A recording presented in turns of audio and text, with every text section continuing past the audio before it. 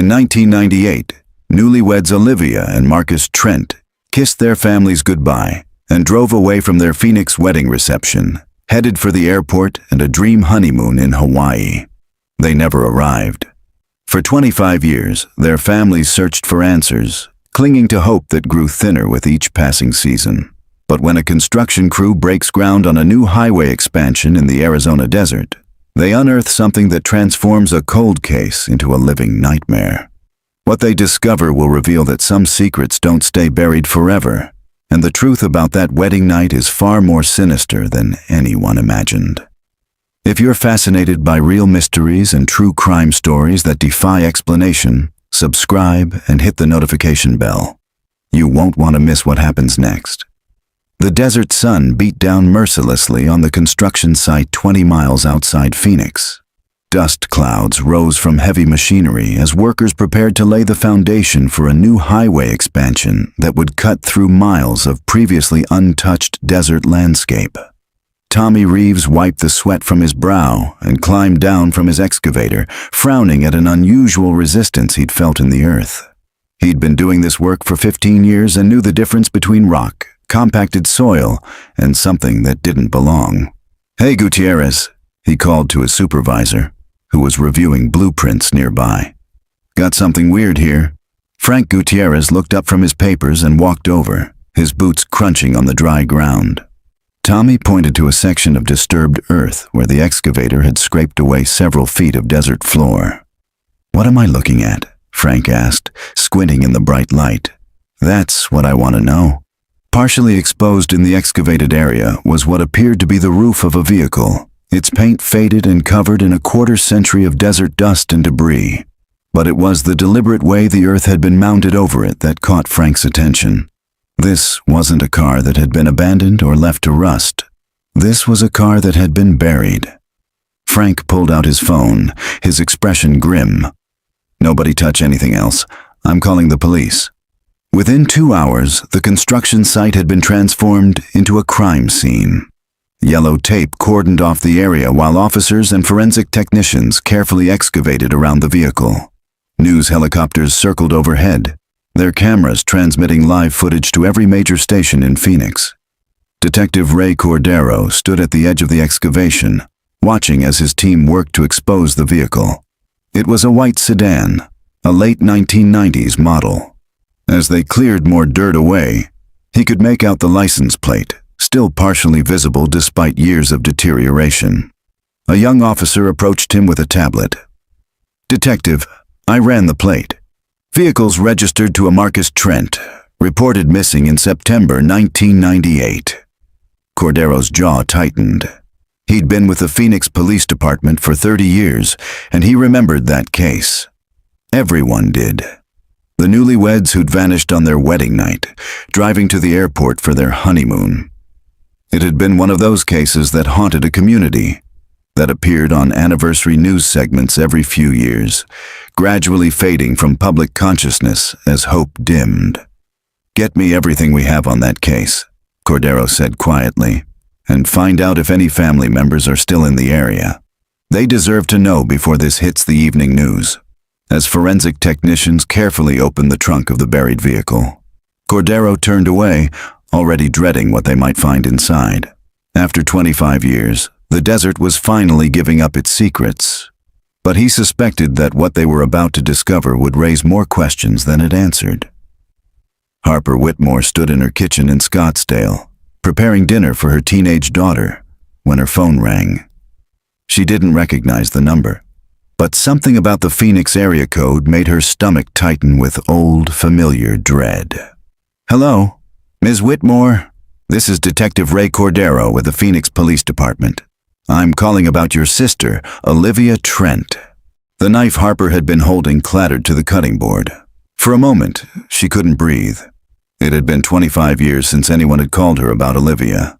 25 years since her sister and new brother-in-law had driven away from the Phoenician resort, where 200 guests had celebrated their marriage, and simply disappeared into the night. "You found something," Harper said, her voice barely above a whisper. It wasn't a question. "Yes, ma'am. I'd prefer to discuss this in person." Would it be possible for you to come to the station, and I'll need to contact your mother as well? Harper's hand found the edge of the counter for support. My mother passed away 3 years ago. Heart attack. I'm very sorry. Detective, please, just tell me. Did you find my sister? There was a long pause on the other end of the line. We've located the vehicle they were driving. A construction crew discovered it this morning, buried in the desert off Route 87. We're in the process of processing the scene now. And Olivia. Marcus. Ms. Whitmore, I really think it would be better if you came to the station. Is there someone who can drive you? Harper closed her eyes, understanding what he wasn't saying. After a quarter century, her sister was never coming home. She'd known it, of course. Everyone had known it after the first few months, then the first few years. But knowing and having it confirmed were two different things entirely. I'll be there in an hour, she said, and ended the call. Her daughter, Brianna, appeared in the doorway, her face creased with concern. Mom? What's wrong? You look like you've seen a ghost. Harper turned to face her 17-year-old, this child who had never known her Aunt Olivia, who had only heard the stories, seen the old photographs that Harper kept in albums she couldn't bear to look at, but couldn't bear to put away. They found Aunt Olivia's car, Harper said, her voice sounding strange and distant to her own ears. I need to go to the police station. Brianna crossed the kitchen and wrapped her arms around her mother. I'm coming with you. The Phoenix Police Department's headquarters was downtown, and the drive gave Harper too much time to think, to remember. She kept seeing Olivia in her wedding dress, radiant and laughing, her dark hair swept up in an elegant twist, her eyes shining with joy as she'd hugged Harper goodbye. Take care of Mom for me, Olivia had whispered in her ear, both of them knowing their mother had taken the divorce hard and was drinking too much. I'll call you from Maui. But the call had never come. Detective Cordero met them in the lobby, a tall man in his mid-50s with gray threading through his dark hair and kind eyes that had seen too much. He led them to a small conference room and waited until they were seated before he began. Ms. Whitmore, what I'm about to tell you is difficult. The vehicle we found was deliberately buried in a remote location approximately 20 miles from where your sister and brother-in-law were last seen. Based on the depth and method of burial, we believe this was done shortly after their disappearance. Harper's hands were shaking. Brianna reached over and took one, squeezing tightly. Did you find them? Harper asked. Did you find their bodies? Cordero's expression was carefully controlled. We found human remains in the trunk of the vehicle. 2 individuals. We'll need dental records to confirm identification, but based on the circumstances and the location, we have every reason to believe these are Olivia and Marcus Trent. The room seemed to tilt. Harper heard herself make a sound, something between a gasp and a sob. Brianna's grip on her hand tightened. How did they die? Harper managed to ask. Was it an accident? A carjacking? The medical examiner is still conducting the autopsy, but I can tell you that this was not an accident. Both victims show signs of trauma consistent with homicide. We're treating this as a double murder investigation. Murder. The word hung in the air like a physical presence. All these years, Harper had imagined scenarios.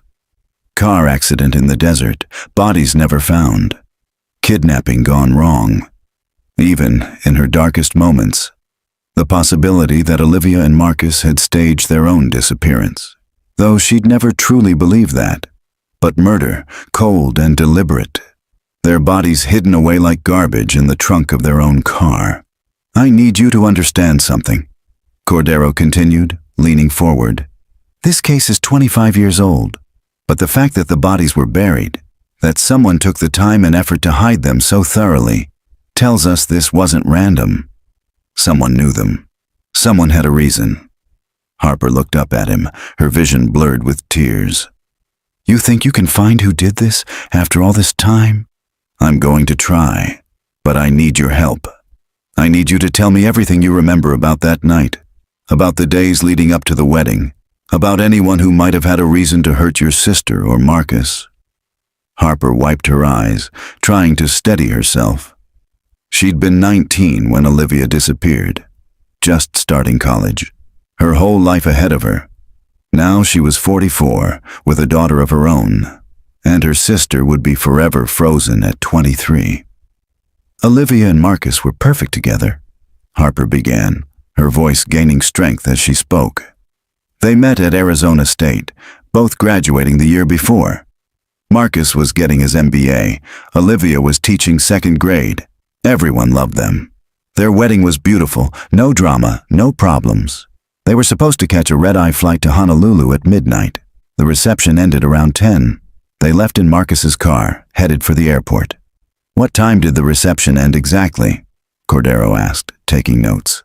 "Around 9:45, I think." Olivia changed out of her wedding dress into travel clothes. They said goodbye to everyone, got in the car, and drove away. That's the last time anyone saw them. "When did you realize something was wrong?" Harper closed her eyes, remembering.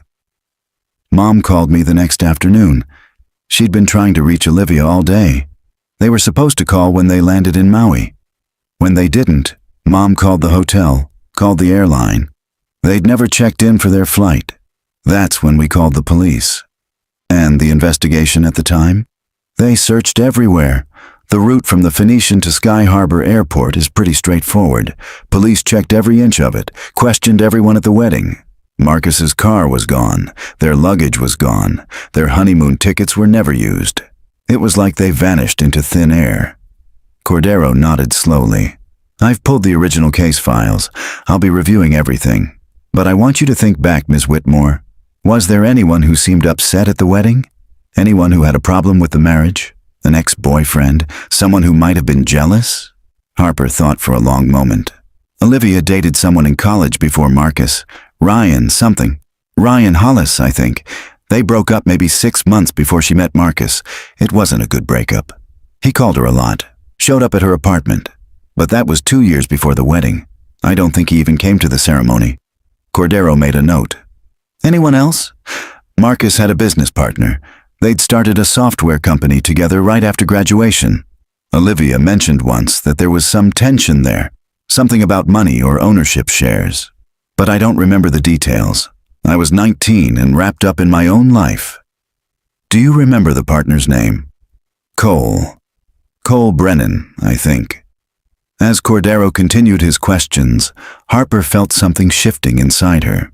The dull ache of grief she'd carried for 25 years was sharpening into something else.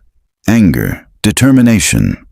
Her sister's body had been found, but whoever had put her in that trunk, whoever had stolen her future, was still out there, still living, breathing, maybe even thinking they'd gotten away with it.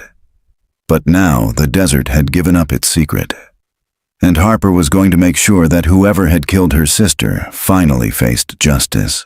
The Phoenix Police Department's Cold Case Division occupied a floor in the headquarters building that felt forgotten by time.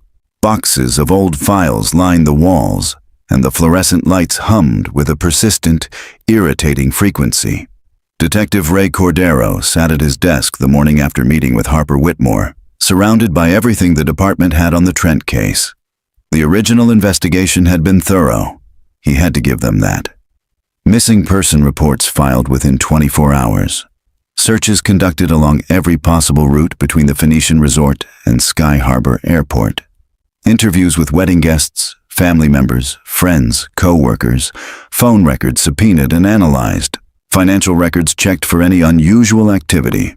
And yet, nothing. The Newlyweds had simply vanished, and the case had eventually gone cold, filed away with hundreds of others that haunted the department's archives. Cordero spread out crime scene photos from yesterday's excavation across his desk. The white sedan had been buried nose down in a shallow ravine, then covered with displaced earth and desert brush. Whoever had done it knew the area well enough to choose a spot that wouldn't be disturbed. At least, not for 25 years. His phone rang, and he picked up immediately. "Cordero." "Detective, this is Dr. Sarah Chen from the medical examiner's office. I've completed the preliminary examination of the remains from the Trent case." Cordero grabbed his pen. "What can you tell me?" "Both victims died from gunshot wounds to the head, execution style. Small caliber, likely a .22. Based on the positioning of the bodies and the blood spatter patterns inside the trunk, they were shot somewhere else and placed in the vehicle post-mortem. So they were killed and then transported to the burial site. Correct. I found fibers on the female victim's clothing that don't match anything from the vehicle interior. They appear to be from industrial carpeting, possibly from a warehouse or commercial space. I've sent samples to the lab for analysis. Time of death. Given the state of decomposition and the environmental factors, I'd estimate within 24 hours of their reported disappearance. Dental records confirm the identities as Olivia and Marcus Trent. Cordero thanked her and ended the call, his mind already working through the implications. Execution-style killing suggested this wasn't a crime of passion or a random act of violence. Someone had planned this. Someone had lured or forced the newlyweds to a secondary location, killed them, and then carefully disposed of the bodies. A knock on his door interrupted his thoughts. Officer Jennifer Park, one of the department's brightest young detectives, poked her head in. "Got a minute? I've been running down the names from the original investigation." "Come in. What did you find?" Park entered, carrying a laptop and a thick folder. "I started with the ex-boyfriend Harper Whitmore mentioned, Ryan Hollis. He's clean, at least on paper. No criminal record beyond a DUI in college. He's a dentist now, married with 3 kids, lives in Tempe." Where was he the night of the disappearance? According to his statement from 1998, he was at home with his parents in Flagstaff. They confirmed it at the time. But here's what's interesting. Park opened her laptop and turned it to face Cordero. "I pulled his financial records from around that time. 2 weeks before the wedding, Hollis withdrew $15,000 in cash from his savings account." Cordero's eyebrows rose. "That's a lot of cash." Gets better. The day after Olivia and Marcus disappeared, he deposited $10,000 back into his account. No explanation for either transaction. Could be nothing. Maybe he was buying a car, changed his mind. Maybe.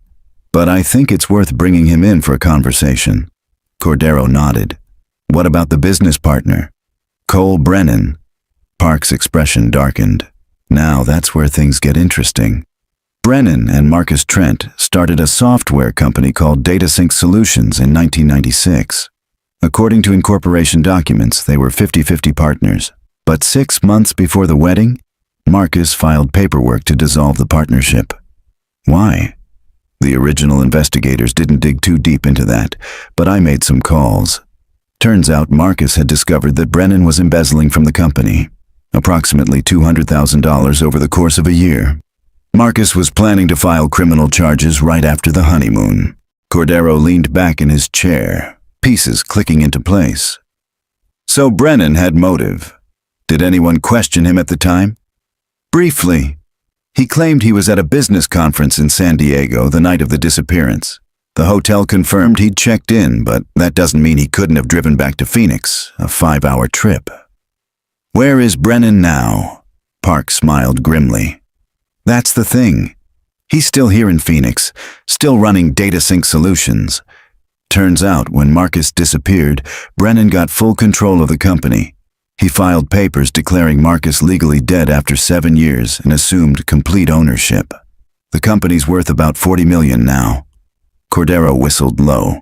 So he had $200,000 in motive then, and a $40 million payoff later. Exactly. And there's one more thing. Park pulled out a photograph from her folder. This is Cole Brennan in 1998. Cordero studied the image.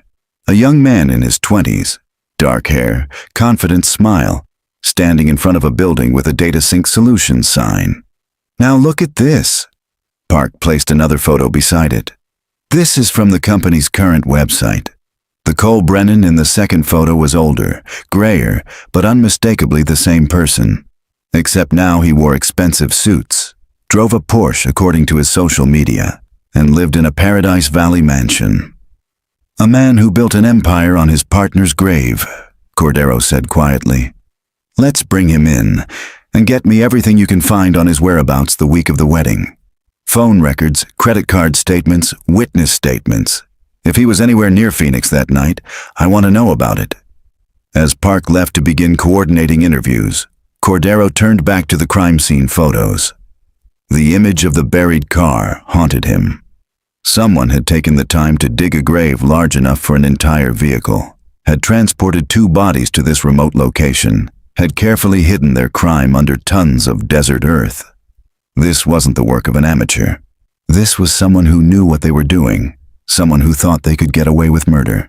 And for 25 years, they had. But Detective Cordero had learned long ago that time had a way of unraveling even the most carefully constructed lies. People talked, relationships ended, consciences festered. And sometimes, the earth itself refused to keep secrets forever. He picked up his phone and dialed Harper Whitmore's number.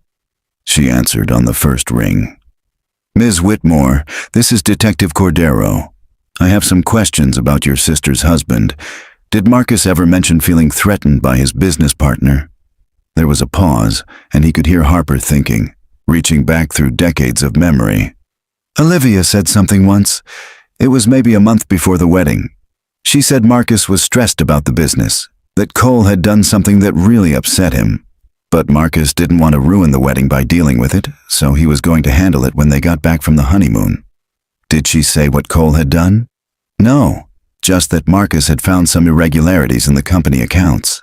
I remember because Olivia joked that Cole was probably buying too many expensive dinners on the company card." Cordero thanked her and ended the call.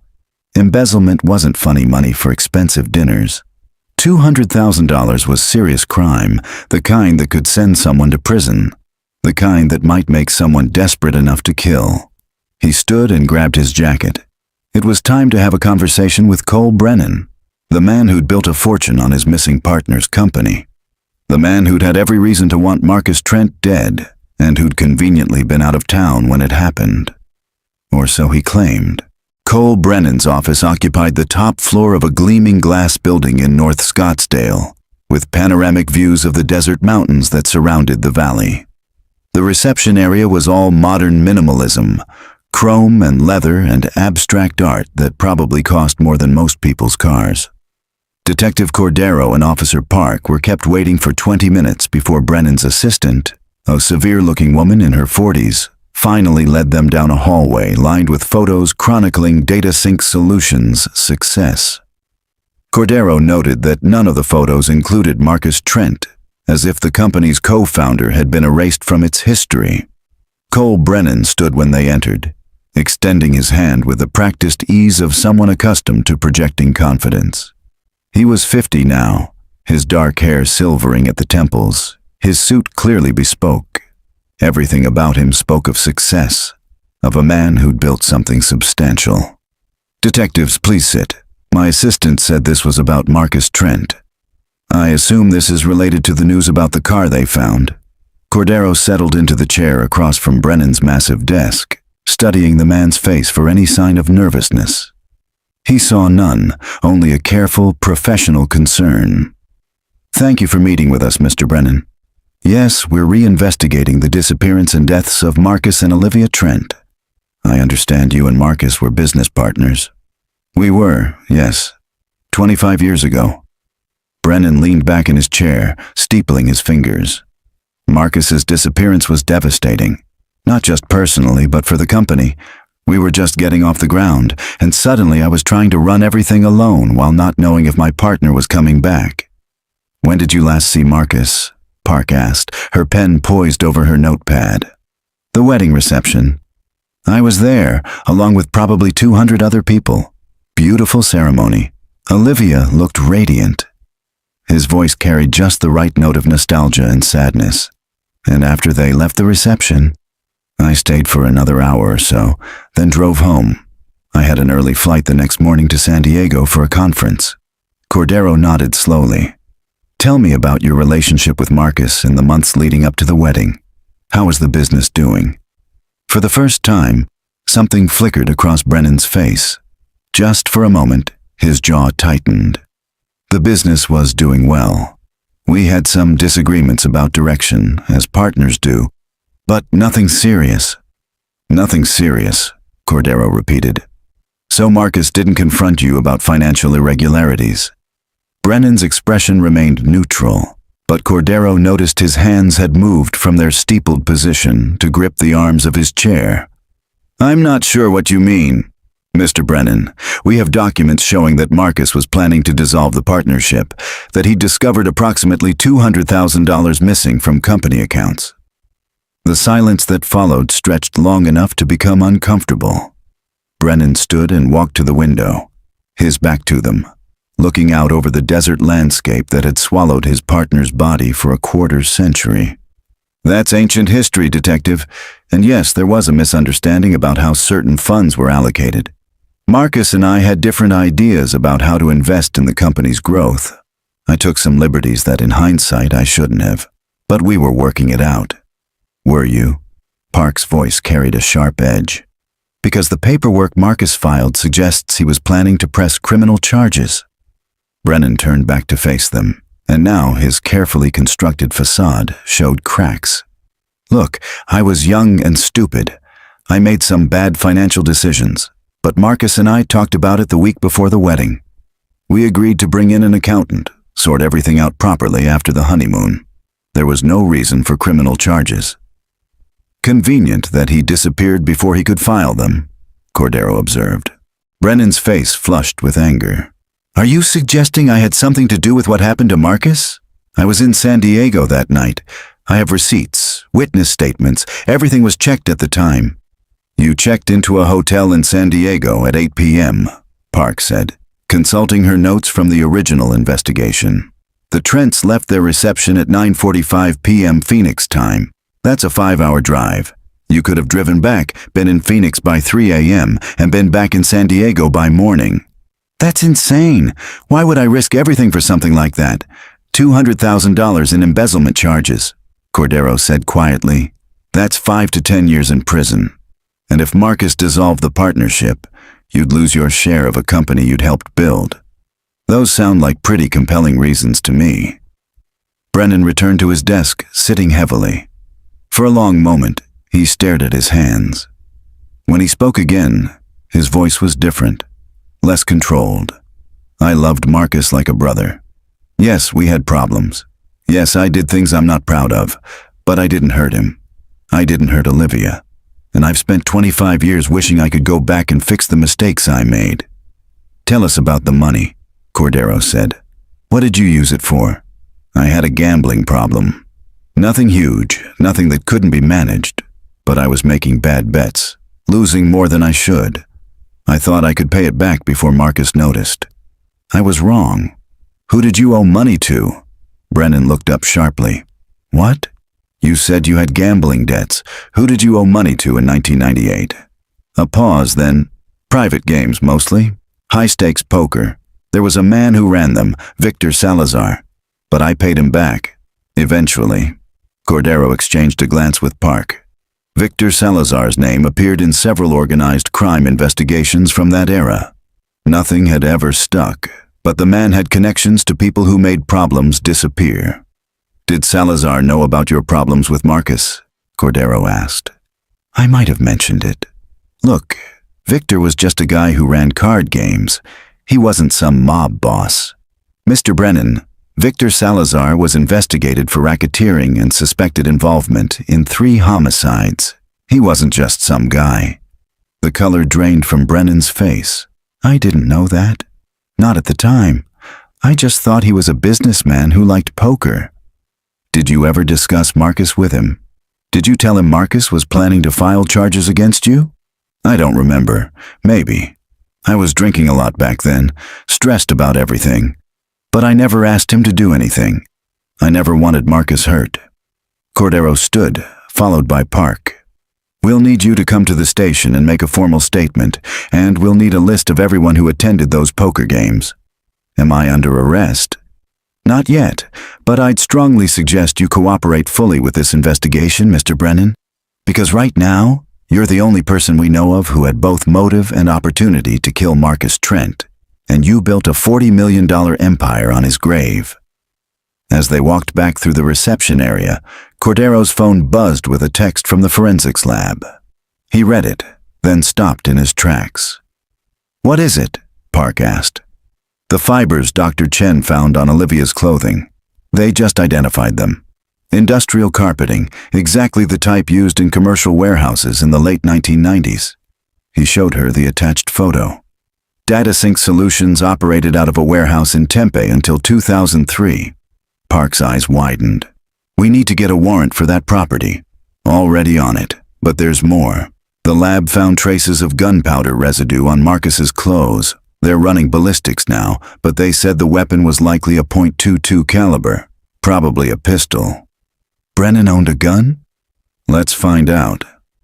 Back in Brennan's office, Cole Brennan stood at his window, watching the detective's car pull away from the building. His hands were shaking as he pulled out his phone and dialed a number he hadn't called in over a decade. Victor, it's Cole. We need to talk. The police just left my office. They're asking about Marcus Trent. The voice on the other end was smooth, untroubled. After 25 years? What could they possibly have found? They found the bodies, the car, everything. There was a long pause. That's unfortunate. What did you tell them? Nothing. I mean, I admitted to the embezzlement, but I didn't say anything about you. About what really happened that night. Good. Keep it that way. The past should stay buried, Cole, for everyone's sake. But what if they start digging deeper? What if they find the warehouse, find evidence? There is no evidence. We made sure of that. Just keep your mouth shut and let your lawyer handle it. You're a successful businessman now. They have nothing concrete. They mentioned your name. They know about the poker games. Another pause, longer this time. Then perhaps it's time for you to take a vacation, Cole. Somewhere far from Phoenix. At least until this blows over. I can't just leave. That would look guilty.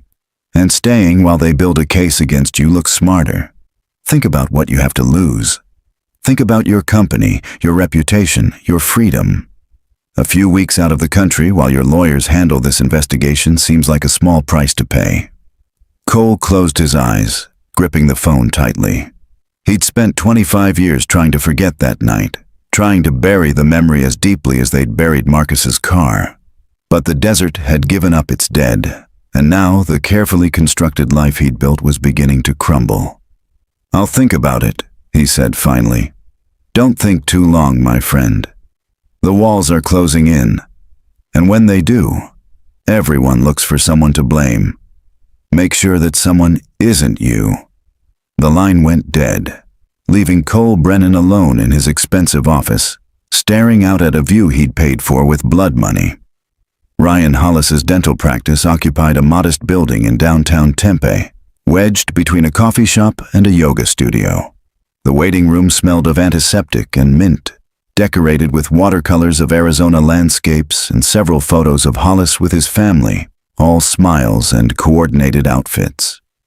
Detective Cordero and Officer Park had called ahead, requesting a meeting, but Hollis's receptionist informed them he was with a patient. They waited, watching as people came and went, until finally a nurse led them back to Hollis's private office. Ryan Hollis was a slight man, shorter than Cordero had expected, with thinning sandy hair and wire-rimmed glasses. He looked nervous as they entered, standing to shake their hands with a grip that was too firm, overcompensating. Detectives, please sit. I have to admit, I was surprised to get your call. I haven't thought about Olivia in years. Cordero settled into the chair across from Hollis's desk, noting the family photos prominently displayed. A wife, 3 children, all featuring Hollis in various vacation settings. The picture of a normal, successful life. Mr. Hollis, we're reinvestigating the disappearance of Olivia and Marcus Trent. As you've probably seen on the news, we've recovered their vehicle and remains. Hollis nodded, his face somber. Terrible, just terrible. Olivia was a wonderful person. We dated for almost 2 years in college. I was devastated when I heard she disappeared. Tell us about your relationship with her, Park said. According to several witnesses from that time, the breakup was difficult. A flush crept up Hollis's neck. We were young. I handled it badly. I probably called her too many times, showed up when I shouldn't have. But that was 6 months before she even met Marcus. By the time they got married, I'd moved on. Had you? Cordero asked. Because according to phone records from 1998, you called Olivia's apartment 17 times in the week before her wedding. Hollis's face paled. I was trying to apologize, to make peace before she started her new life. The calls were never answered. I never spoke to her. Where were you the night of September 19th, 1998? I was in Flagstaff with my parents. My father had just been diagnosed with cancer. I drove up that Friday and stayed the weekend. My mother and father both confirmed that at the time. And yet, Park said, pulling out a document, we have toll records showing your car passed through the Flagstaff Toll Plaza, heading south at 8:30 p.m. that night and heading north again at 4:15 a.m. the following morning. The color drained completely from Hollis's face. He opened his mouth, closed it, then opened it again. I don't understand. That's not possible. Isn't it? Your parents confirmed you were there, but elderly parents might not notice if their adult son slipped out late at night. The timing works perfectly. You could have driven to Phoenix, intercepted Olivia and Marcus on their way to the airport, and been back before morning. No, that's insane. I would never hurt Olivia. I loved her.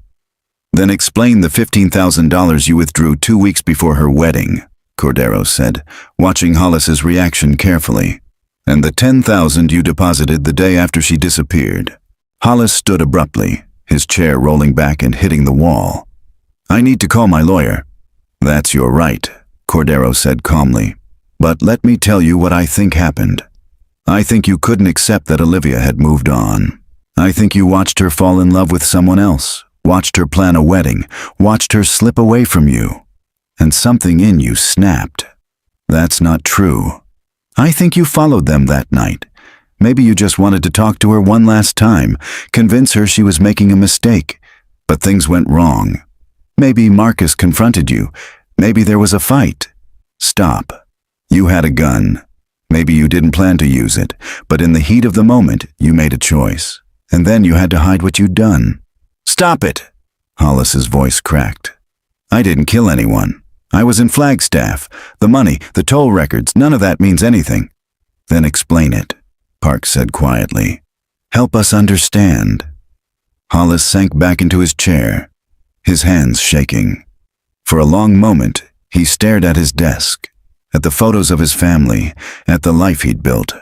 When he finally spoke, his voice was barely audible. I did drive to Phoenix that night, but not to see Olivia.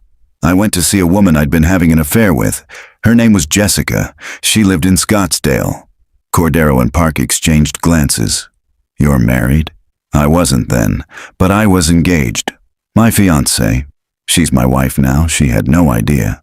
I used the excuse of being in Flagstaff to slip away. The money I withdrew was to pay for the apartment I'd rented for Jessica. The money I deposited was what was left after I broke things off with her that night. We'll need Jessica's full name and contact information, Park said. She's married now, too. She has kids. I haven't spoken to her in 20 years. Mr. Hollis, if your alibi is legitimate, we need to verify it. Otherwise, you remain a suspect in a double homicide. Hollis pulled out a pen with trembling hands and wrote down a name and last known address on a notepad. Jessica Moreno. She lived on Hayden Road. I don't know where she is now. As Cordero took the paper, his phone buzzed. He glanced at it, then stood. We'll need you to come to the station tomorrow to make a formal statement. And don't leave town, Mr. Hollis. Outside, in the parking lot, Park turned to Cordero. You believe him? About the affair? Maybe, but even if he was with this Jessica woman, the timing still works. He could have met her, left, intercepted the Trents, and then gone back to Flagstaff. We need to find Jessica Moreno and see if her story matches his. What was the text? Cordero showed her his phone. Warrant came through for the old DataSync warehouse. Forensics team is heading there now. The warehouse sat in an industrial area of Tempe that had seen better days. Many of the surrounding buildings were vacant, their windows broken, their parking lots cracked and overgrown with desert weeds. The DataSync building itself had been sold years ago, converted into storage units. Cordero and Park met the forensics team outside. Dr. Sarah Chen, the medical examiner, was already there, along with 2 technicians carrying equipment designed to detect trace evidence that might have survived 2.5 decades. "We're looking for blood spatter, ballistic evidence, anything that suggests violence occurred here," Chen explained as they entered the building. "The carpet's long gone, but if they killed the Trents here, there might be traces in the concrete beneath, especially if the bodies were left for any period of time." They worked methodically, the technicians spraying luminol in sections, photographing any areas that showed fluorescence. Hours passed. The sun set, darkness falling over the industrial park, and still they found nothing. Cordero was beginning to think they were wrong about the location when one of the technicians called out from a corner of the warehouse that had once been partitioned off as an office space. "Detective, you need to see this." The luminol had revealed a pattern on the concrete floor, glowing an eerie blue-green under the UV light. Not just spatter, but a large pool, and drag marks leading toward what had been a loading dock. "That's a lot of blood," Chen said quietly, consistent with 2 victims bleeding out. "The drag marks suggest they were moved after death, probably loaded into a vehicle." "Can you tell how old it is?" Park asked. "Luminol reacts to blood regardless of age, but given the location, the pattern, and the amount, I'd say this matches our timeline. We'll need to do further testing, try to extract DNA if any survived, but this looks like our primary crime scene." Cordero stood in the warehouse, imagining what had happened here 25 years ago. Olivia and Marcus, newly married, hours away from starting their honeymoon. Someone had lured them here, or forced them. Someone had executed them in this cold, empty space, then loaded their bodies into the trunk of their own car. "Bag everything," he said. "Every sample, every fiber.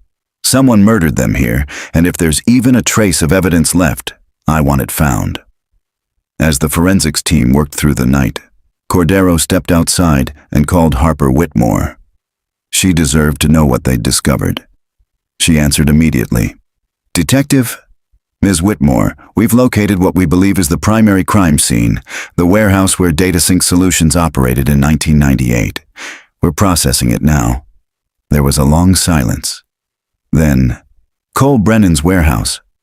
"Yes, he killed my sister. He killed them both, and then he took everything Marcus had built." "My God.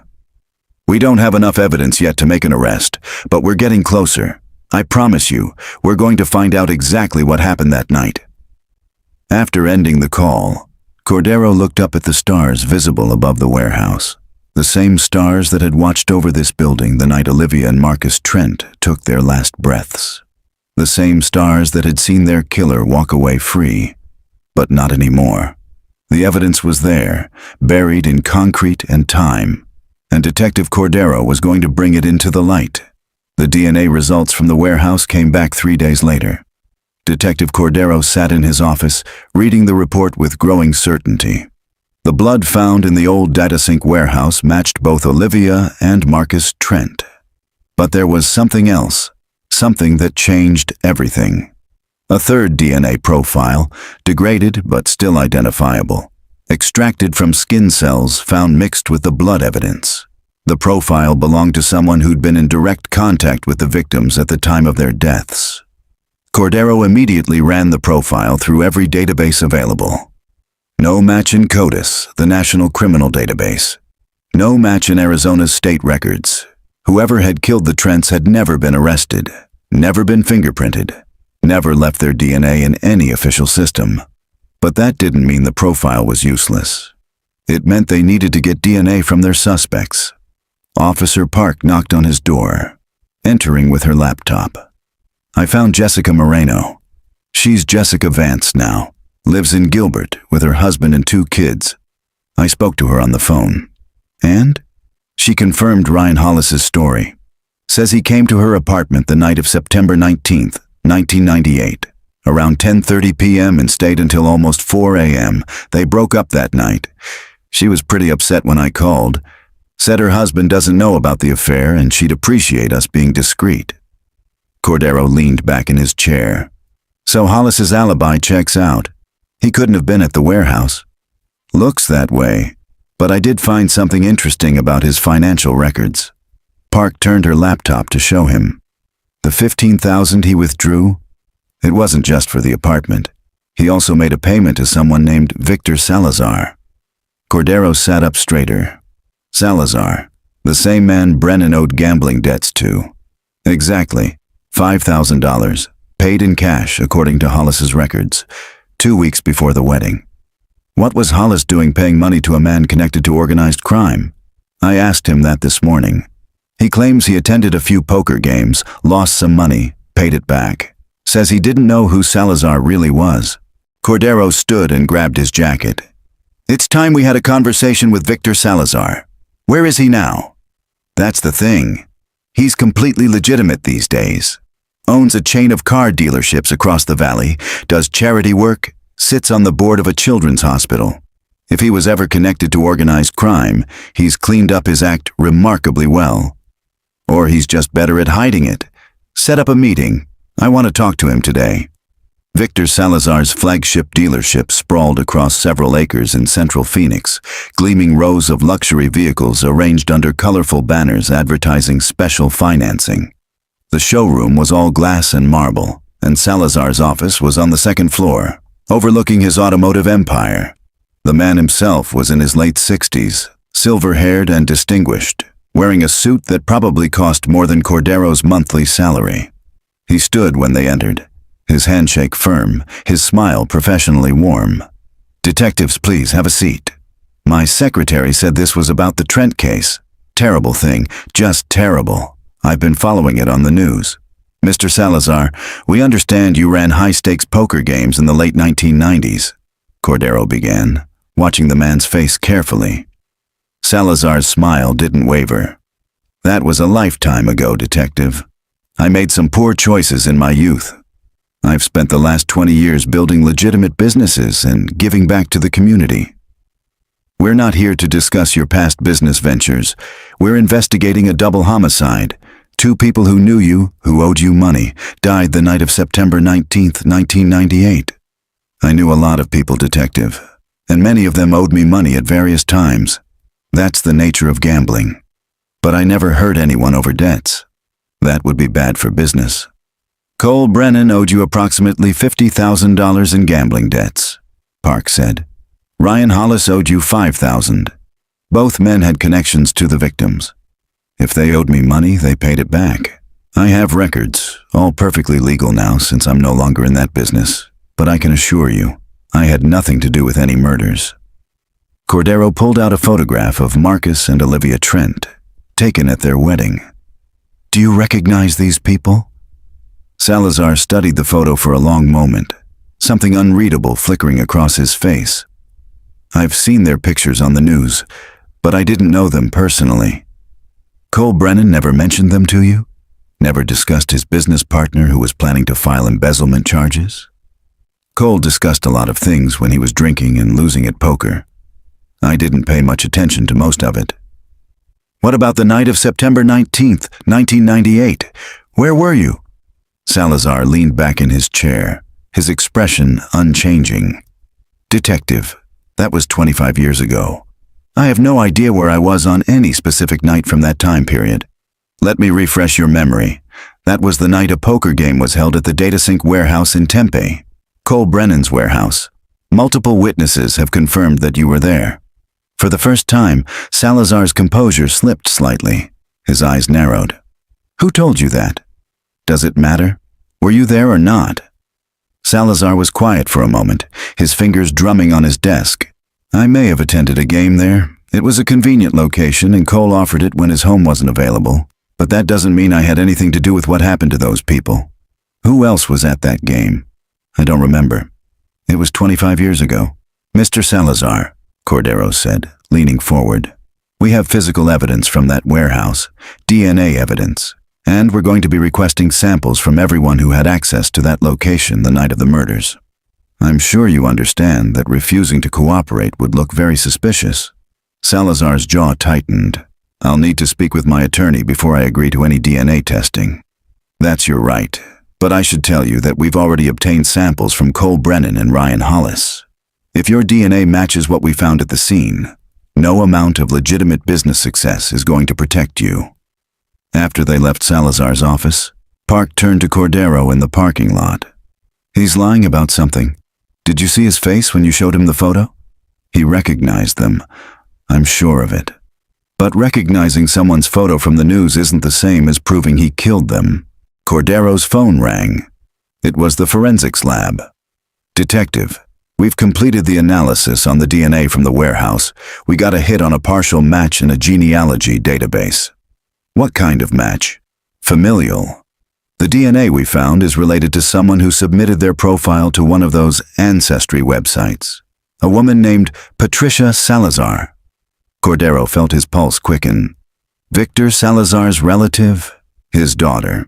Which means the DNA at the crime scene likely came from Victor Salazar himself or a close male relative. After ending the call, Cordero stood in the parking lot, pieces falling into place. Victor Salazar had been at the warehouse. His DNA was at the murder scene, and he'd lied about knowing the victims. "We need to dig into Salazar's past," he told Park. "Everything. If he was involved in this, there has to be evidence somewhere. Already on it. I've got requests in for all his financial records from 1998, phone records, witness statements. But detective, if Salazar killed them, why? He had no direct connection to Marcus and Olivia." "No, but he had a connection to Cole Brennan. And Brennan had 200,000 reasons to want Marcus dead. What if Brennan didn't just mention his problems to Salazar over cards? What if he paid him to solve those problems permanently?" Back at the station, they found a message waiting from Cole Brennan's attorney. Brennan had left the country 3 days earlier, taking a private jet to Costa Rica. No return date scheduled. "Son of a bitch is running," Park said. Or Salazar told him to run. Either way, it makes him look guilty as hell. Cordero grabbed his phone. "Get me everything you can on Salazar's organization from the 90s. Who worked for him? Who did his dirty work? Someone helped him kill those kids and bury that car in the desert. Someone who's still around. Someone who might be willing to talk if it means avoiding a murder charge." The investigation was narrowing. After 25 years, the walls were closing in. But Cordero knew that cornered men were dangerous, and Victor Salazar was not the type to go down without a fight. Harper Whitmore couldn't sleep.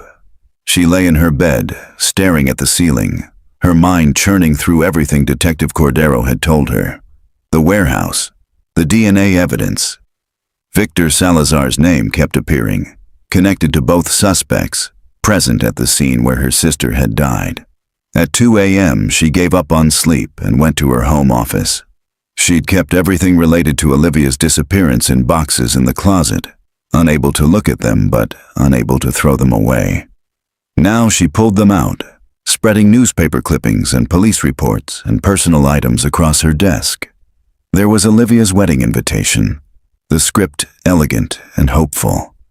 Photos from the reception, Olivia laughing, Marcus with his arm around her waist. Guest lists, vendor contracts, all the detritus of a celebration that had ended in murder. Harper picked up the guest list, running her finger down the names. She'd looked at this list hundreds of times over the years, wondering if the killer had been there, smiling and drinking champagne while planning what came next. Cole Brennan's name was there, of course. Ryan Hollis wasn't. He hadn't been invited. But there were others, names she'd forgotten, people who'd been on the periphery of Olivia's life. One name jumped out at her, Thomas Salazar. She didn't remember anyone by that name at the wedding, but there it was on the list, with a +1 notation. Salazar. Could it be a coincidence? She grabbed her phone and called Detective Cordero, not caring about the hour. He answered groggily. "Ms. Whitmore, what's wrong?" "The guest list from the wedding. There's a name on it. Thomas Salazar. Is he related to Victor Salazar?" She heard rustling, Cordero waking up fully. "Spell the first name." "Thomas. He had a +1. I don't remember who he was or how he knew Olivia and Marcus." "I'm calling Officer Park. Stay on the line." Harper waited, her heart pounding. After a few minutes, Cordero came back. "Park's checking the records now. Thomas Salazar is Victor's nephew. He would have been in his early 20s in 1998. Park's pulling his information. Why would Victor Salazar's nephew be invited to Olivia's wedding? That's what we're going to find out. Ms. Whitmore, do you still have the RSVP cards from the wedding? Harper looked through the boxes, finding the small stack of response cards her mother had saved. She flipped through them until she found it. Thomas Salazar, attending with guest, written in neat block letters. I have it. It's here. Don't touch it anymore. I'm sending someone to pick it up. There might be fingerprints or DNA on that card that we can use. After ending the call, Harper continued searching through the boxes. In a folder of wedding correspondence, she found something else. An email printout from Marcus's account, dated 3 weeks before the wedding. It was from someone named Tommy, asking about final numbers for the rehearsal dinner. Marcus had replied, confirming space for 30 people at the restaurant.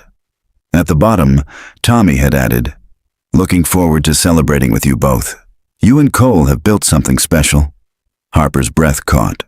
Tommy had known both Marcus and Cole. He'd been involved in the business somehow. She took a photo of the email and sent it to Cordero. At the police station, Cordero and Park were already pulling up everything they could find on Thomas Salazar. His driver's license photo showed a man now in his late 40s, dark-haired like his uncle, with the same calculating eyes. He works for Victor, Park said, reading from her screen. Has for the last 20 years. Started as a salesman at the dealerships, now he's vice president of operations. But before that, in the late 90s, he worked for DataSync Solutions. Cordero looked up sharply. He worked for Marcus and Cole. According to tax records, yes. He was employed there from 1996 to 1999, right through the time of the murders. So he knew Marcus personally. He was at the wedding, and he had access to the warehouse. Cordero stood. We need to bring him in, now. They found Thomas Salazar at his home in Paradise Valley, a sprawling ranch-style house with a view of Camelback Mountain. He answered the door in a robe, his face showing annoyance at being woken at 4 a.m. Thomas Salazar, I'm Detective Cordero. We need to ask you some questions about Marcus and Olivia Trent. The annoyance on Tommy's face shifted to something more guarded. What about them? You knew them. You attended their wedding. You worked for their company. That was a long time ago. What's this about? We're investigating their murders, and your DNA is related to DNA we found at the crime scene. We need you to come to the station and answer some questions. I'm not going anywhere without my lawyer, and my uncle's lawyer. Your uncle? Why would you need Victor Salazar's lawyer? Tommy's jaw tightened. Because I know how this works. You're trying to pin something on my family, but we had nothing to do with what happened to Marcus and Olivia. Then you won't mind providing a DNA sample to eliminate yourself from our investigation. I'll discuss it with my lawyer. Now get off my property. As they drove back to the station, Park turned to Cordero. He's going to lawyer up and stonewall us. Let him. We have enough for a warrant now. His DNA is related to the crime scene sample. He had access to the warehouse, and he knew the victims. That's probable cause.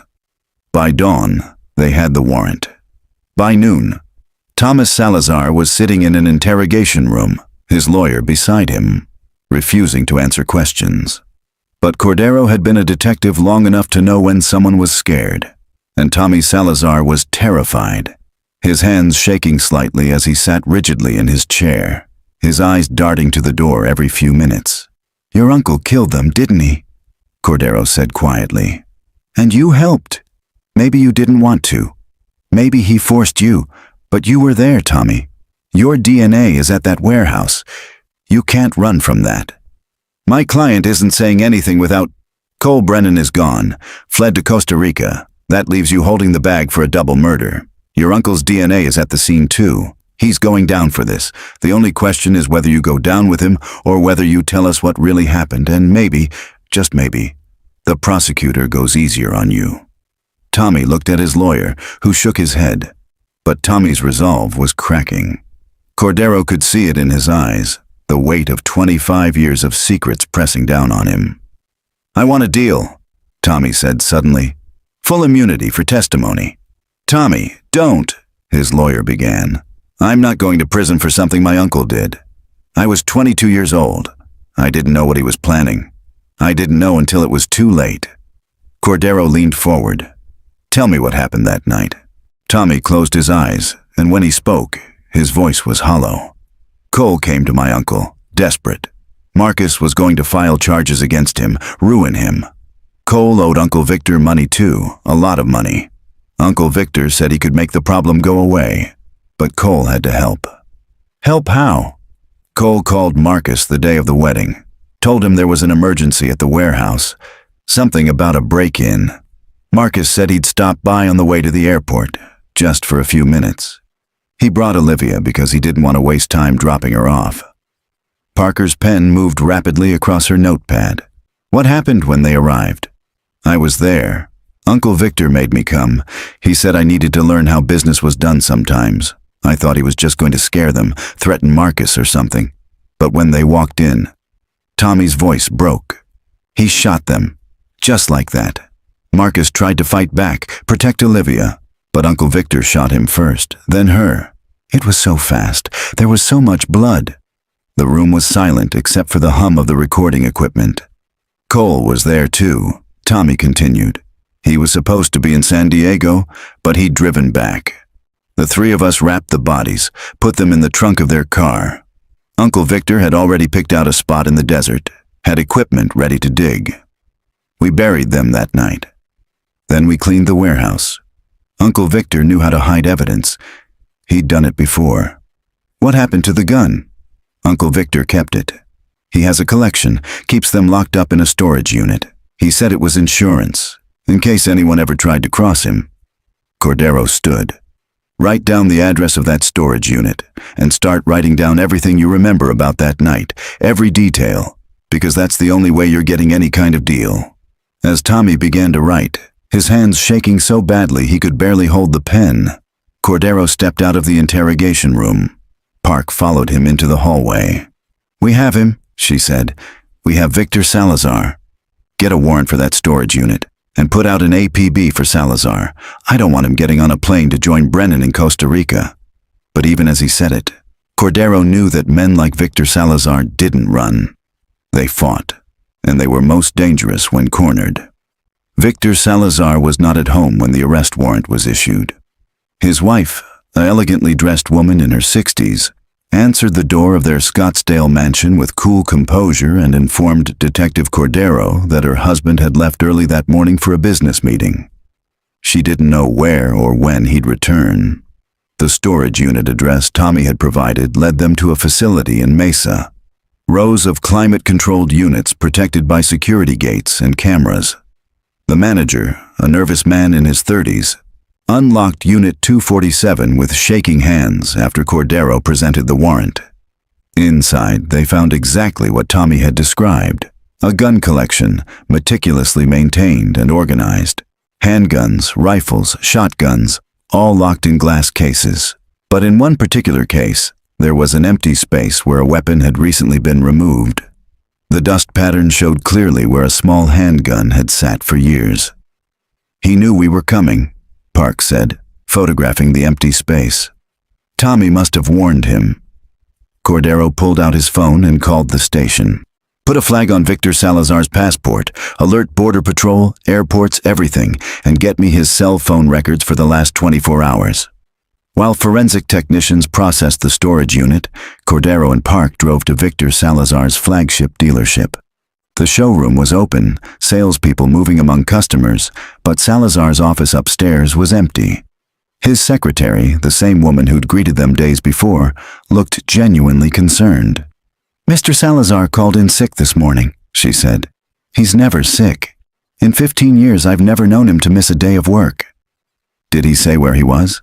No, just that he wasn't feeling well and would be working from home. But Salazar wasn't at home. His car, a black Mercedes, wasn't in any of its usual locations. His phone went straight to voicemail, and as the hours passed with no sign of him, Cordero began to suspect that Victor Salazar hadn't run from the law. He was planning something else. The call came at 6 p.m. Harper Whitmore's number appeared on Cordero's phone, and when he answered, he immediately heard the fear in her voice. Detective, there's a car parked across the street from my house. It's been there for the past hour.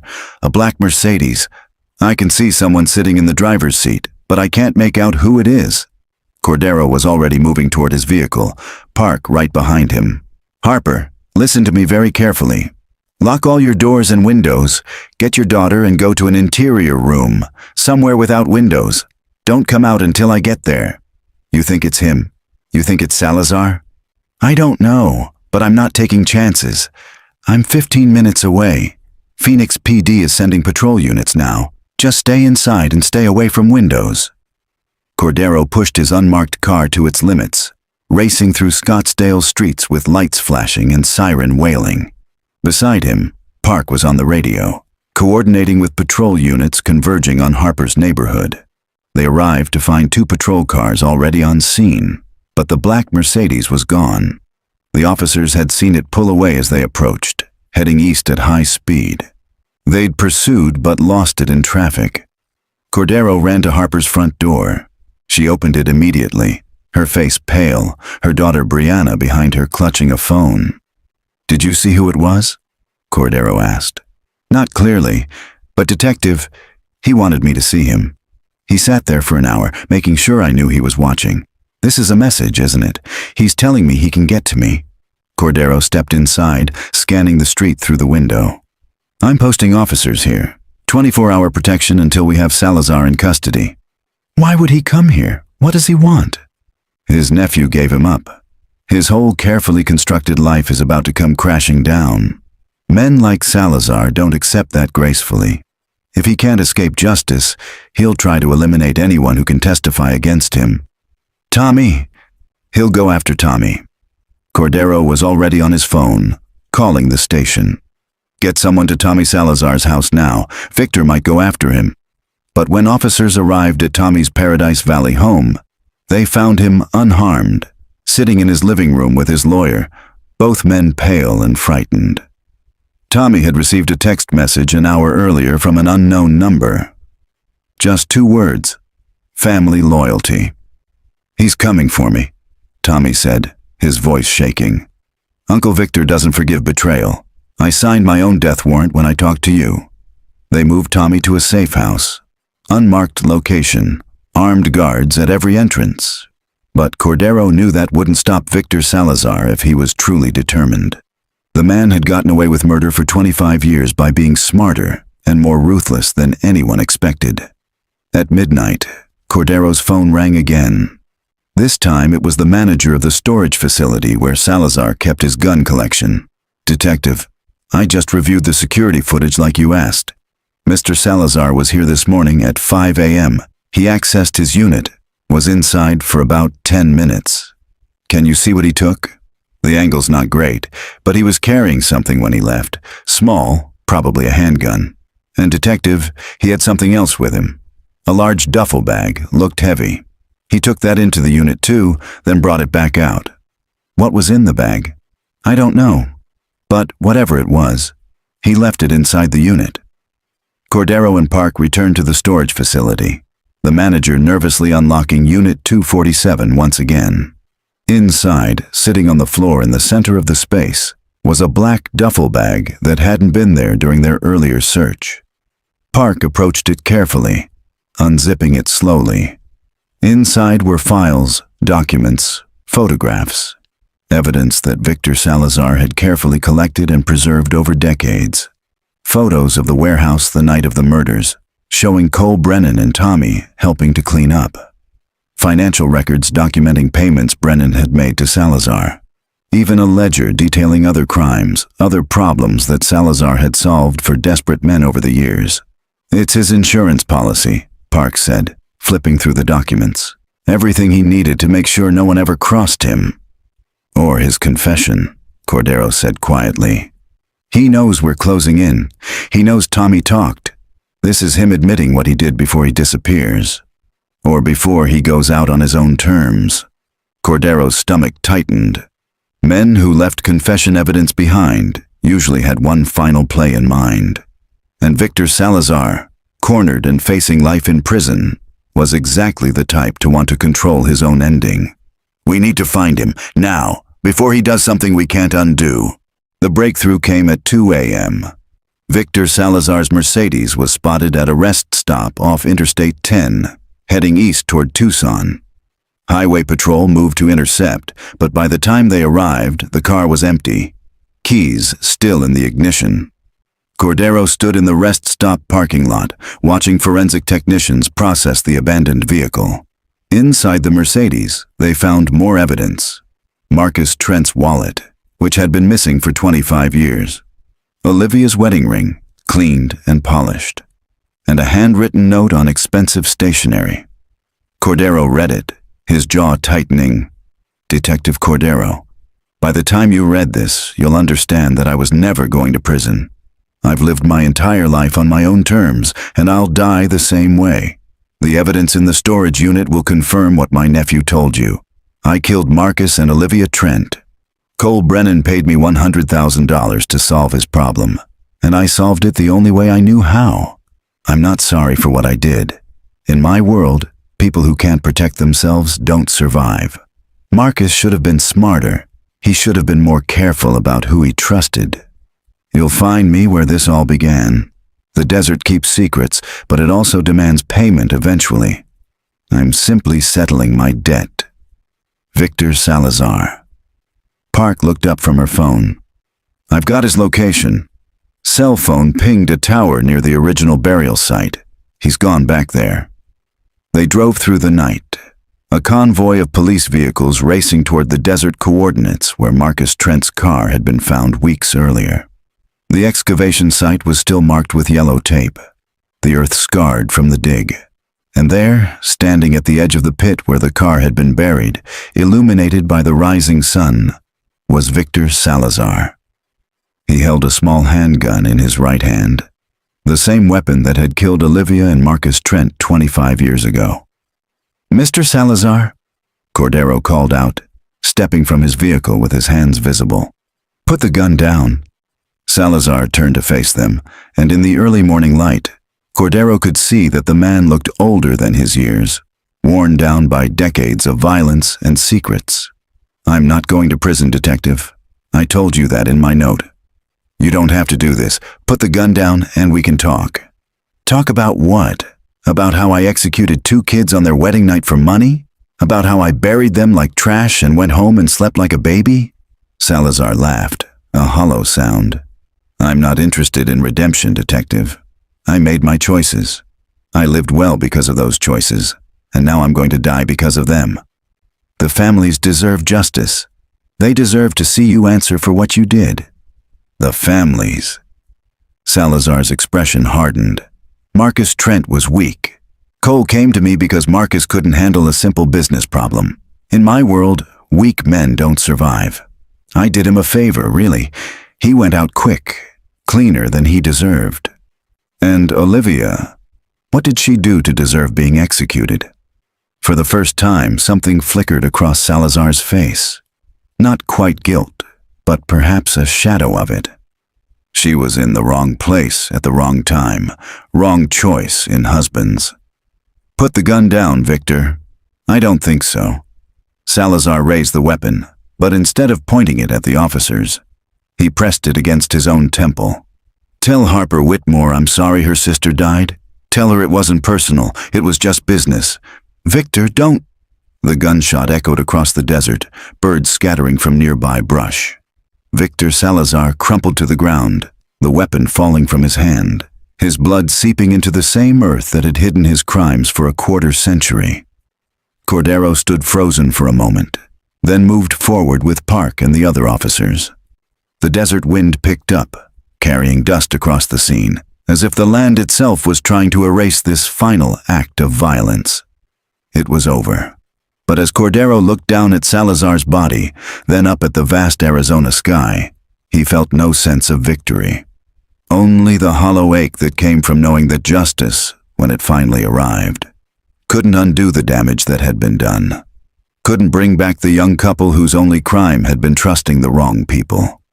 The sun continued to rise, indifferent to the tragedy playing out below.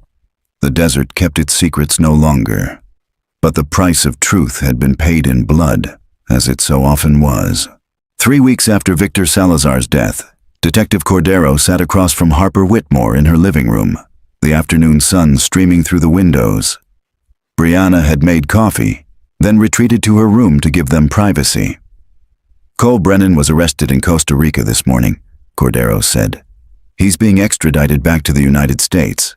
He'll face charges for conspiracy to commit murder, accessory to murder, and obstruction of justice. Harper's hands wrapped around her coffee mug, though she didn't drink. Will he go to prison?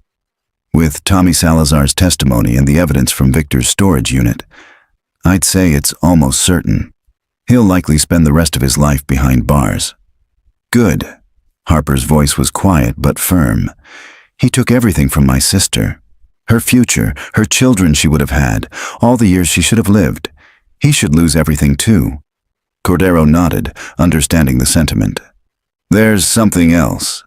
The medical examiner released your sister and Marcus's remains. You can make funeral arrangements now, if you'd like. Harper closed her eyes, and Cordero saw tears slip down her cheeks. After 25 years, I can finally bury her. I can finally say goodbye. I know this doesn't undo what was done. I know it doesn't bring her back, but at least now you have answers. You know what happened. You know who was responsible. My mother died not knowing. That's the part that breaks my heart. She spent her last years hoping against hope that Olivia was alive somewhere, maybe with amnesia, maybe trapped, but alive. She died with that hope, and now I know the truth, and I can't tell her. They sat in silence for a moment, the weight of those lost years hanging between them. There's something I need to ask you, Harper said finally. When you found them, in the trunk of that car, were they together? Were they holding each other? Cordero remembered the crime scene photos, the way the bodies had been positioned. Yes, Marcus's arms were around Olivia. Even in death, he was trying to protect her. Harper sobbed once, a sound of pure grief, then composed herself. That's exactly what he would have done. He loved her so much. They both deserved so much better than what they got. I know, and I'm sorry it took 25 years to find the truth. But you found it. That matters. My sister's not just a missing person anymore. She's not an unsolved mystery. She has her story now, horrible as it is. And the men who killed her faced justice. After leaving Harper's house, Cordero returned to the station. Officer Park was at her desk, finishing the final reports on the case.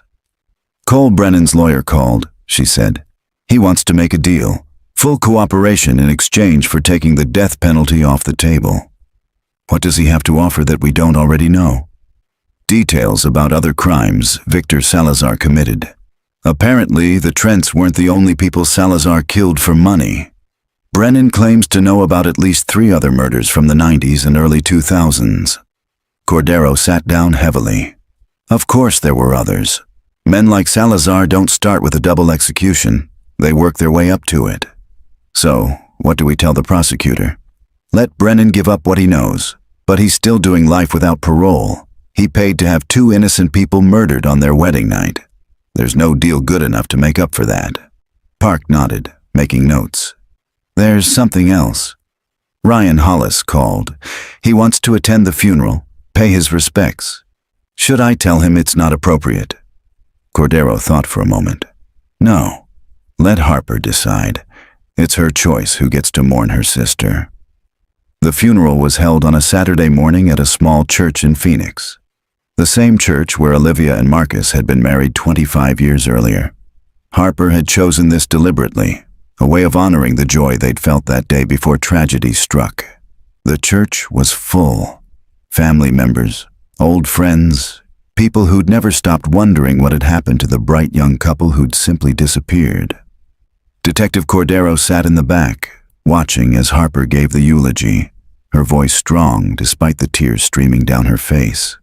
My sister Olivia was the kindest person I've ever known, Harper said, standing at the pulpit with Brianna beside her. She had this way of making everyone feel special, feel seen.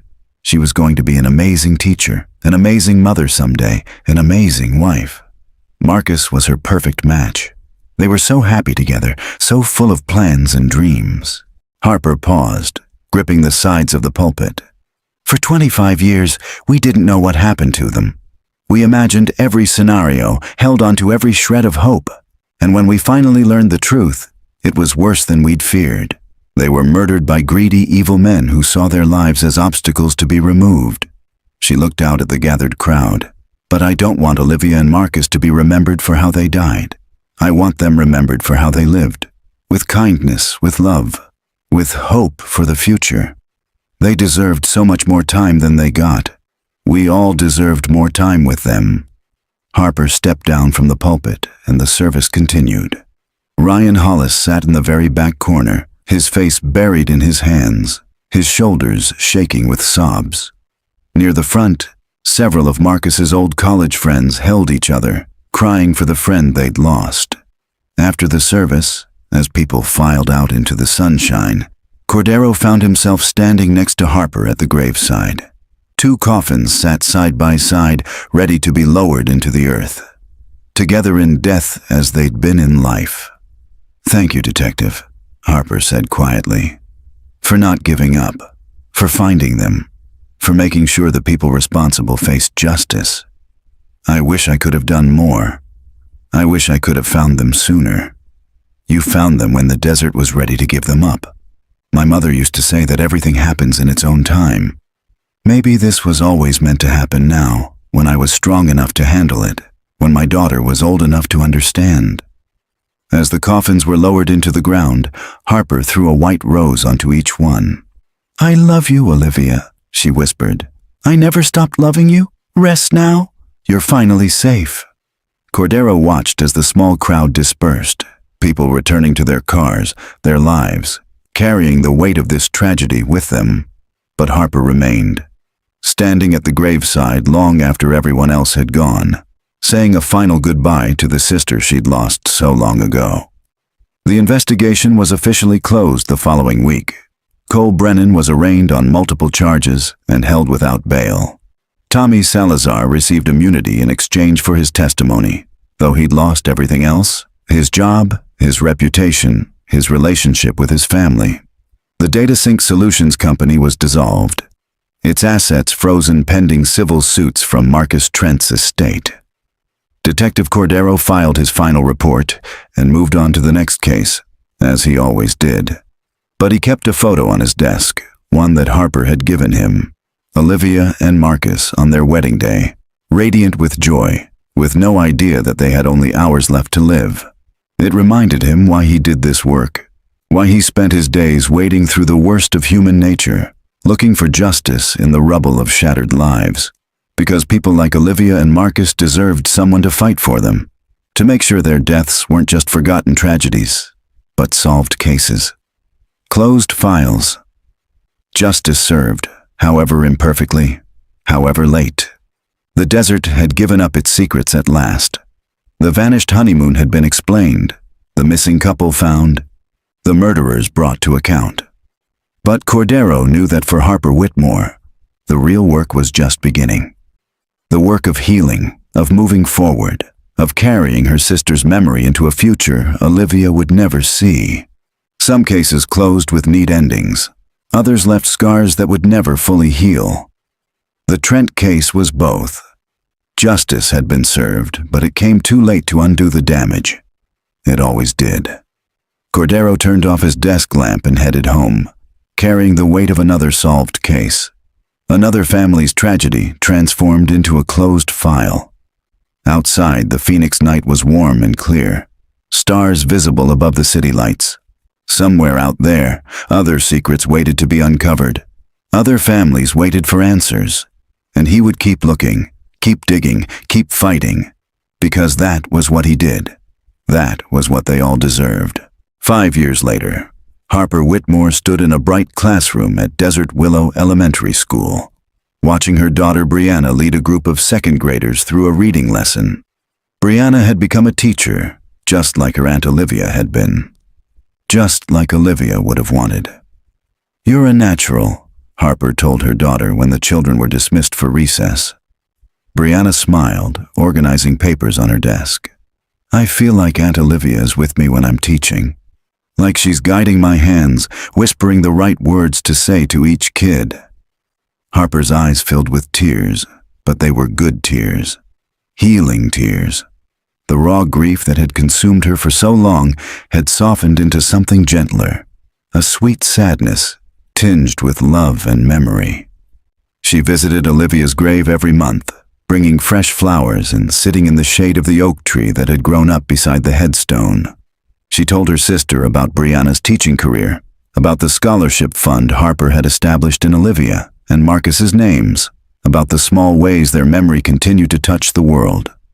Detective Cordero had retired 2 years earlier, but he still sent Harper a card every September 19th. Just a few words acknowledging the day, remembering Olivia and Marcus. It meant more to Harper than he probably knew. Someone else remembered.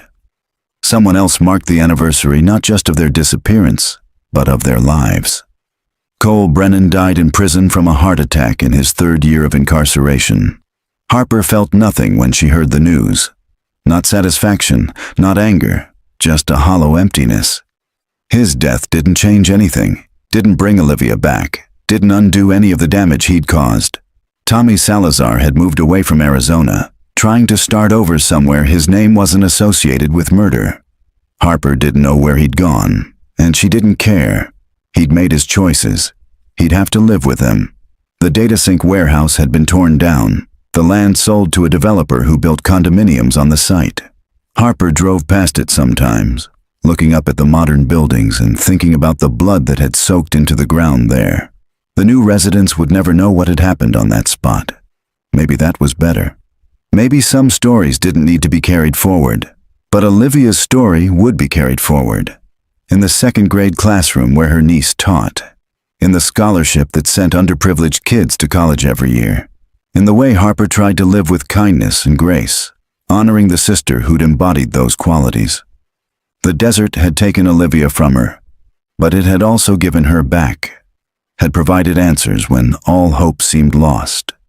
And in those answers, painful as they were, Harper had found a strange kind of peace. She knew now what had happened. Knew that Olivia hadn't suffered long. Knew that Marcus had held her at the end, protecting her even as their lives were stolen. Knew that the men responsible had faced justice one way or another. It wasn't the ending Harper would have chosen. It wasn't the happily ever after that Olivia and Marcus deserved. But it was an ending nonetheless. A closing of the circle. A laying to rest of questions that had haunted her for a quarter century. On the evening of what would have been Olivia's 48th birthday, Harper gathered her family together. Brianna and her new fiancé, Harper's brother who'd flown in from Seattle, a handful of cousins and old friends. They sat in Harper's backyard as the sun set over the desert, sharing stories about Olivia and Marcus. They laughed at memories of Olivia's terrible cooking, how she'd once set off the fire alarm making spaghetti. They cried, remembering Marcus's bad jokes and his infectious laugh. They toasted to the life that Olivia and Marcus should have had, and to the legacy they'd left behind, despite their short time on Earth. To Olivia, Harper said, raising her glass to the desert sky, where stars were beginning to appear. You were taken from us too soon, but you're never forgotten. You live on in every student Brianna teaches, in every kid who goes to college on your scholarship, in every act of kindness we perform in your memory. You're still here, sis. You'll always be here. As the night deepened and the gathering slowly dispersed, Harper remained outside, looking up at the stars. She thought about fate and choice, about the random cruelty of the universe and the persistence of love in the face of tragedy. She thought about the young woman she'd been, 19 years old, watching her sister drive away on her wedding night and never seeing her again. About the years of searching and hoping and grieving. About the moment Detective Cordero had called to say they'd found the car. About learning the truth, horrible as it was. And she thought about this moment, right now, 5 years after Olivia had been laid to rest. How the sharp edges of grief had worn smooth with time. How she could remember her sister without breaking apart. How love persisted even when everything else was lost. The desert wind whispered through the trees, carrying with it the faint smell of creosote and sage. Harper closed her eyes and listened. and in the sound of the wind, she could almost hear her sister's voice, almost hear her laughter, almost feel her presence, warm and loving and eternal. Some stories ended in tragedy. Some questions were answered too late to do any good. But love, Harper had learned, outlasted everything. Outlasted death and grief and the cruelty of evil men. Outlasted time itself. Olivia was gone, but she was also still here. In memories and legacy, in the lives she'd touched and the love she'd given. The desert had kept her secret for 25 years, but it couldn't keep her love hidden.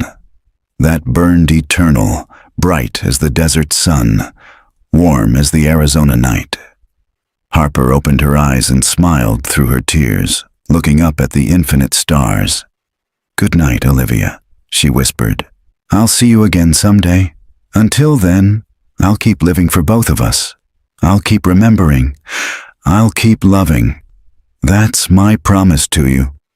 The stars shone down, brilliant and constant, bearing witness to one woman's grief and one woman's healing. The vanished honeymoon had ended in tragedy, but the story didn't end there. It continued in the people who remembered, who honored, who loved despite the pain. And in that continuation, there was something like redemption, something like hope, something like peace. The desert wind sighed one last time, then fell still.